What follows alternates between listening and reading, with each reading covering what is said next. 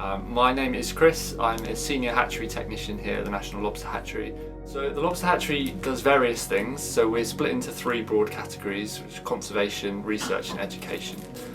So our core conservation project is our lobster stock enhancement, which involves rearing small vulnerable larval lobsters through those early stages of life and then releasing them back into the sea as juveniles, where they're more likely to make it to adulthood. Research is any kind of science that we're doing through that hatchery process or on lobsters that we've got in the hatchery to look at their biology. So education is anything from our visitor centre, where we have 40,000 or so people through a year seeing the hatchery and the work we do and communicating our work and wider issues around marine conservation with them, through to formal education, lectures and school visits. So the first stage of the hatchery process is for us to source our broodstock, so that's egg-bearing female lobsters from local fishermen.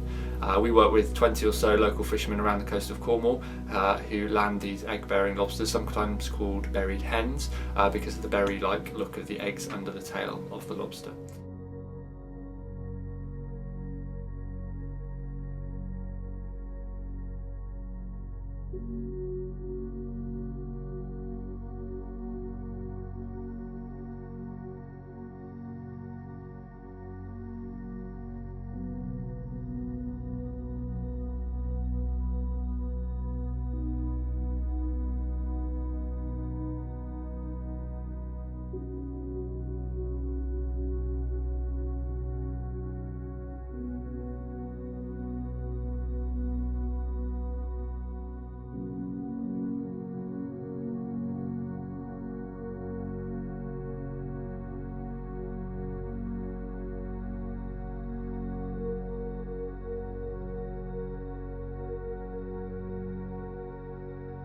These eggs then come into our brood holding tanks where they wait to hatch, and lobsters hatch as planktonic larvae.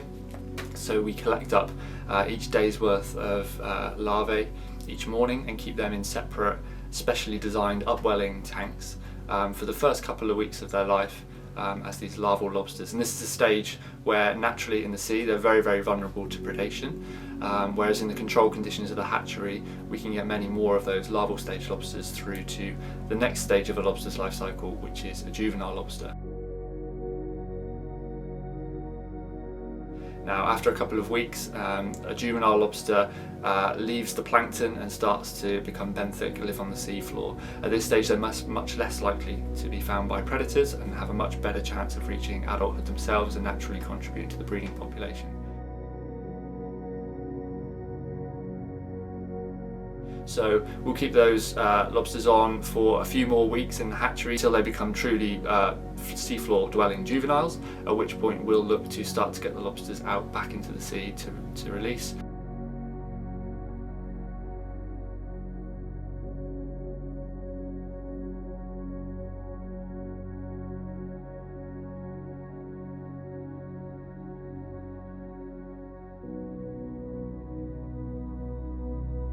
Do kind of smaller scale, low tide rocky shore releases as well into rock pools, and we focus most of our releases around Cornwall and the southwest. Yeah.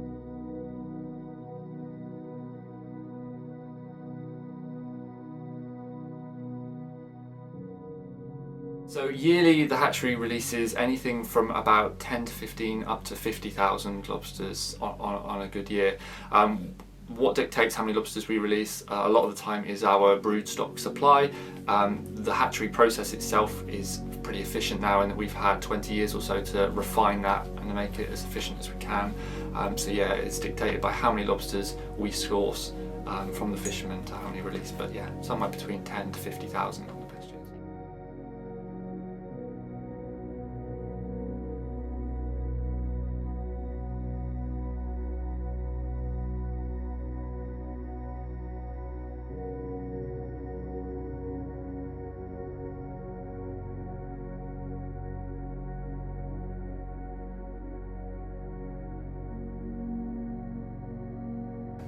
So you can adopt lobsters. We have a scheme where visitors to our visitor centre, or you can do it online, can adopt one of our lobsters, and that covers roughly the price that it costs us to get one lobster through our hatchery process and out for release. I'll start again. So do you want full name? Full name or like? Oh, did you know it's an auction crate? Oh yeah, it's just I got that. Silent auction name. Injured lobsters, not many. We'll occasionally see lobsters with. Wait for the toilet to flush a minute.